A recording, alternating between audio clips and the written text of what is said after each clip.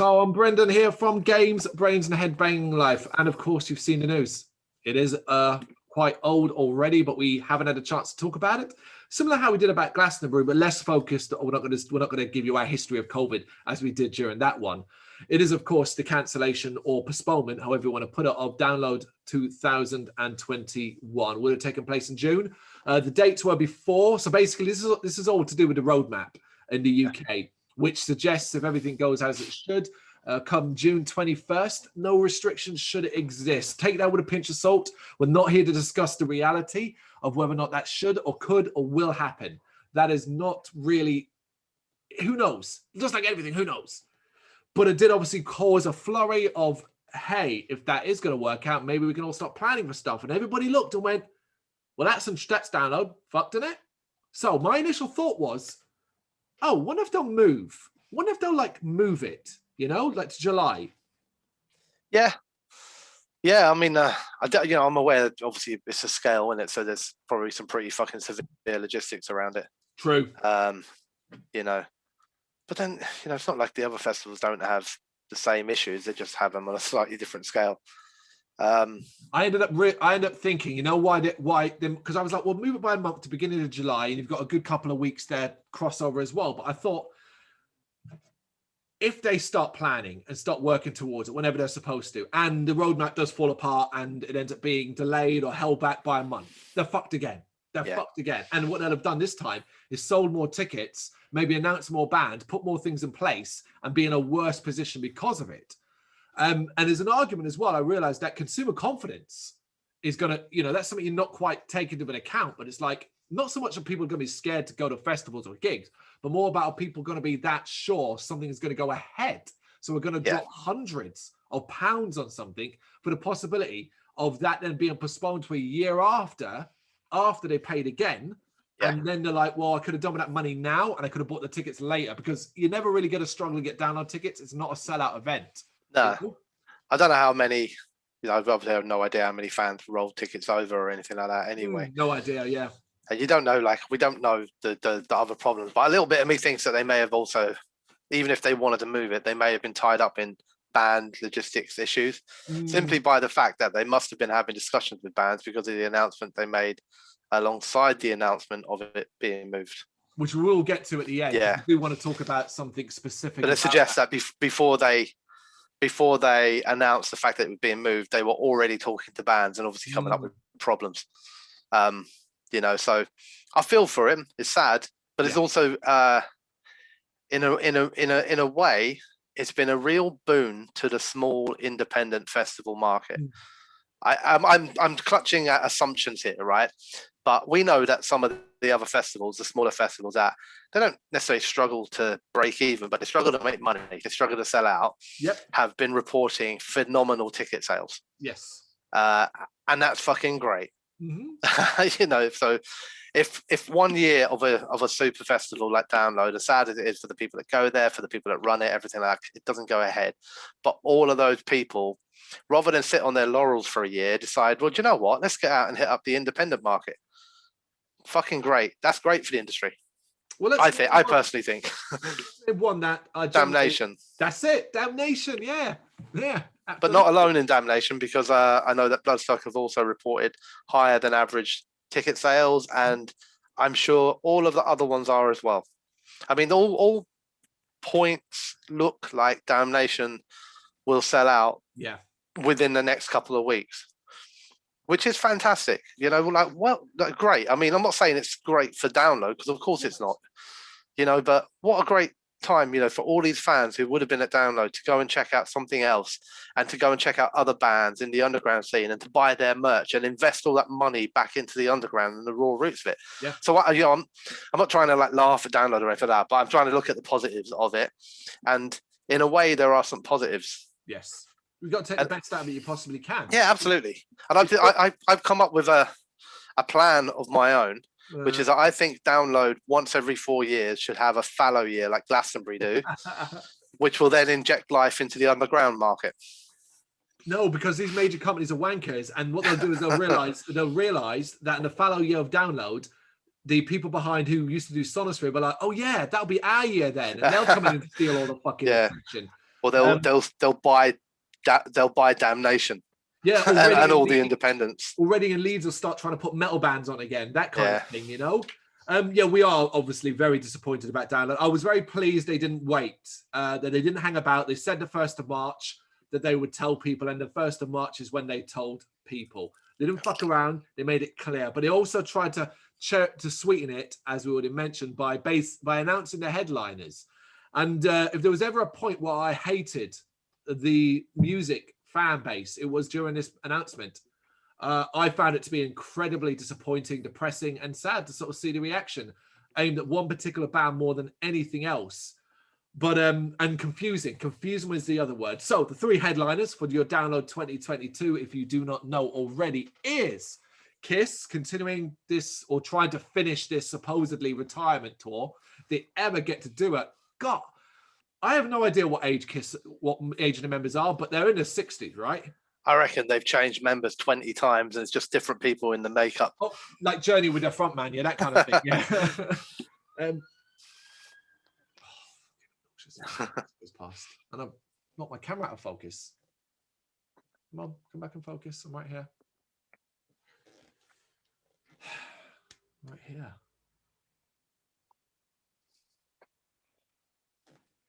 Walk off the screen and back on. There we go. Oh, there you go.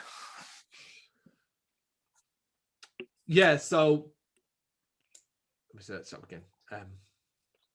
And then we have Iron Maiden, who are replacing System of a Down, and Biffy Clyro, who initially this year had replaced Iron Maiden, who couldn't play this year, and so basically are now staying for 2022, and Iron Maiden is the System of a Down replacement. Now, don't get me wrong, as a headliners, it is horribly uninspired, exactly what you expect from Download. And here's the thing, what the fuck do you expect? People are I'm going to rant a little bit here, but honestly, they're driving me nuts about Download. What on earth do you expect? Because you want massive headliners, because in the one breath, you're saying Biffy Clyro aren't big enough to headline, which is absurd because they fucking are. But then you're also screaming about the fact it's the same old bands. What do you want? You want new headliners, but you want them to be massive. Where do those exist? Now, I get people being a bit upset that System aren't playing. I don't get it in the sense that we have been very critical of System of a Down. It's funny that they would have been on this year's bill having released new music with 2 songs. So at least they would have had that for once. But I get that people might have bought their ticket because seeing System of a Down is actually very difficult. Seeing Iron Maiden is not. So I do understand that annoyance, but get a refund then. If that you bought your ticket solely for System and they're not there now, then you've been offered a refund, get it. But the Biffy hate stunned me, took me by surprise. I generally didn't expect it. And I was like, wait, what? Biffy aren't big enough? Biffy don't belong at Download? What on earth is going on? I think people have mistaken Download for a straight up metal festival because it's not. Download is a hard rock and metal festival, and whether I like Biffy Clyro or not, and I don't, they're definitely fucking huge, and they are definitely in that environment. 100%. You know, so. But you know what drove me nuts the most? There was all this criticism of Maiden. Oh, Maiden again, playing Download again, blah, blah, blah, blah. Then there was the Biffy. No one that I could see was going, get fucking Kiss off the bill. No one was bitching about Kiss while bitching about Maiden being fucking there all the time. Yeah. Like Kiss don't show up every couple of years. Yeah. Unbelievable. You know, if they're not happy with these things, and the thing is, like, most of these people are getting annoyed at the fact that Maiden and Biffy Clyro are there while putting in their credit card numbers to buy their ticket. Yeah. If you're not happy with it, don't fucking go. It's a great thing about this shit. You got a choice.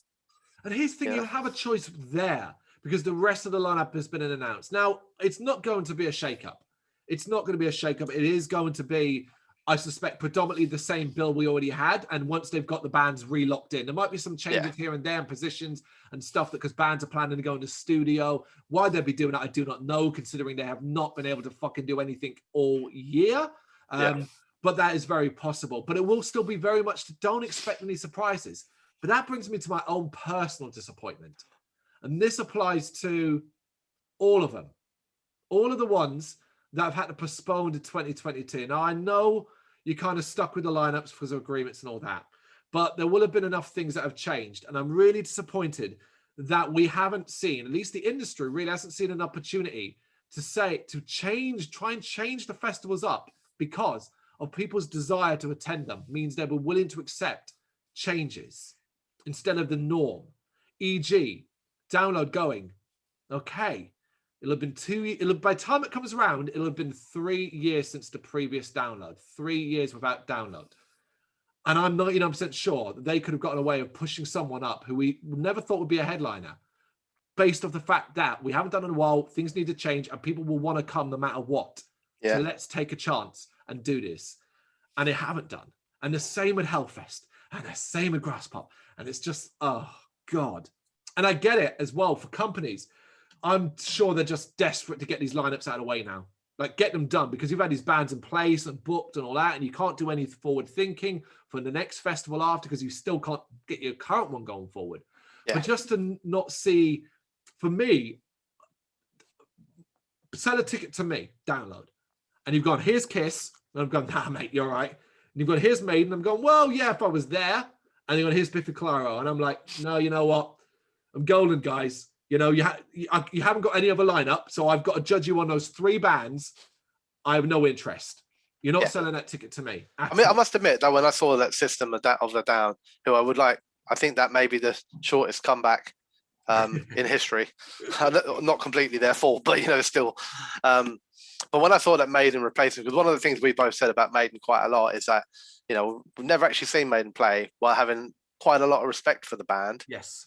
And if I ever wanted to see them, I'd want to see them doing a greatest hits festival slot. And I did think when I saw that announcement that, you know what, if the right bands get announced on that same day, just enough of them, 5 or 6, that'd be enough for me for a day. I might do a day ticket there. So for me, Maiden being announced weirdly would be a ticket seller for a day. Yep, I understand that. You know what I mean? Go to Saturday as well. Yeah, I was like, oh, that's all right. You know what I mean? Do that, go down there for a day. But you know, I'd still need another 6-ish bands alongside it to give me a day's worth. Where I think it's worth the money. Yeah, more the trip more than anything else, because the day tickets will be pretty reasonable. It's more the trip and the money. Yeah. That's what it is. Else. And you know, I'm going to want to get drunk, so I'll probably try and find like a hotel or something as well to crash in. You know what I mean? So it's all that. Yeah, you want to be there sober, innit? Nah. But all in all, I was like, it was a weird thing for me. I was sad about the announcement because it was sad seeing any form of metal, music or metal supporting thing not being able to take place, because I know a lot of fans put a lot of like love and into these festivals themselves. But seeing it was kind of like that double-edged thing, you know, because seeing the announcements then from the smaller festivals, the influx of ticket sales, which will roll on into the bands. That's the thing. Yeah, the bands have got a booking fee. Carry on. Carry on. Police cars, man. Too close to a police station. We're chasing people breaching the rules. Yeah. But yeah, like you know, just seeing all of this, because it'll all end up at the bands. Yeah, the bands have got a booking fee in there, you know. But if you got 5,000 more people in there, that's 5,000 potential new fans, and 5,000 potential shirt sales, CD sales. You know, when we talked about in other videos about bands and how they become the next big thing, and actually weirdly, this could have a really positive impact for a lot of smaller to medium bands. You know, so well, I got 2 questions I want to ask you. 2 other things that I noticed as well during that day period as well, and this is I wonder what your thoughts were. And this comes from the Bloodstock side of things. So I don't know if you saw that. Bloodstock took a bit of criticism in social media comments because on the same day as Download announced, they decided to update their cover photo and profile photos on social media with basically, hey, Bloodstock's going ahead, buy tickets, that kind of thing. And some people criticized them. There was some minor criticism of them taking advantage of people, disappointment and Download and all that. Now, I laugh because I was like, and I sometimes think people forget this about Bloodstock. It's a business, right? You know that, right? Like, I know they want to sell a family-friendly and we're your best mate business, and that's cool, and that's great, and that's created this lovely grassroots groundswell. But they are a company. If they don't sell tickets, it does not exist. So why are we criticizing them for that? That's got to be the most ridiculous. Well, up there with the most ridiculous thing I've ever heard in my life. To be honest with you, the idea that the minute you said that, the minute Download announced they weren't going ahead, I would have expected every fucking festival to be trying to grab those fans. Yeah. And why wouldn't they? Why wouldn't you? What would people prefer? The fan sits at home lonely and sad, or that festival he had never even considered, suddenly he goes, oh, do you know what? I might try that out. Do they think Download don't want the fans to go to Bloodstock? Mm. You know, is that what they think? Because, like, from what I understand, most of these festivals are connected in some way. They all know each other. Yeah. They don't see Bloodstock don't see themselves as competing with Download. They all operate in a different, slightly different environment. And yeah, they all, but Damnation and Download like have fisticuffs in the car park because they're rivals. It's fucking ridiculous. But also, secondly, festival rumble. People are talking. So you're right that you're forgetting that Bloodstock's a business here, but you're also forgetting that Download is a business. Mm-hmm. That statement sounds like your grand's died, and Bloodstock are taking advantage of it. Right. Yeah. Bloodstock didn't make Download not go ahead. Download chosen not to go ahead, and Bloodstock said, "Well, look, in that case, if people want tickets, there are other festivals still going on." And I'm sure that Download would probably be like, "Yeah, guys, a great festival here. You should go and check that out." It's not like your fucking nan died and Bloodstock jumped on it and tried to capitalise on your nan's death, going, "Well, now that you haven't got to go to your nan's birthday, you can always come to Bloodstock." That would be so fucking mental. That deserves criticism. That's probably a bit cheeky. It's hilarious. I think what I was so suspicious of companies and brands and stuff. Like, did you remember during the height of the pandemic, during a certain period, and that I think it was a lot of the restaurants, Burger King and McDonald's, came out on social media pushing to go promoting each other. And it was really the most hilarious, sweet kind of thing, because like ultimately they're massive corporations. It's all about business for them. But it was hilarious to see Burger King saying, listen, we wouldn't normally say this, but hey, maybe pick up a McDonald's once in a while too. Yeah. Again, and I thought it was funny. And it was, why it is, and it is cool. But like that's the thing with business, man. These things don't operate individually, they operate in sectors. And if a sector's doing badly, they all do badly. Yeah. And if people are going to McDonald's, that also means that a cut of people will come to Burger King. But if no one's going to any of them, you all lose. So it's better for them to be out doing it. And what Bloodstock, Download, and every other festival need is what they don't want to happen. The only thing they'll care about in these years when it hasn't happened is that people stop going to festivals. Yes. If the fact that they all go to other festivals and then Download come back with what will I bet have a huge marketing campaign in the run up to 2022 to go, we're back, come on, all you fans, get back in here. Yeah. And they'll have no problem selling tickets. I very much don't think they'll have any issue. Is it not just as rude for them to take the fans back from Bloodstock next year? I mean, that's fucking out of order. Hang on. I mean, they went to Bloodstock last year. You can't have them back. The idea that we are stealing fans, or Download stealing fans, Bloodstock stealing fans, each festival stealing fans is very weird.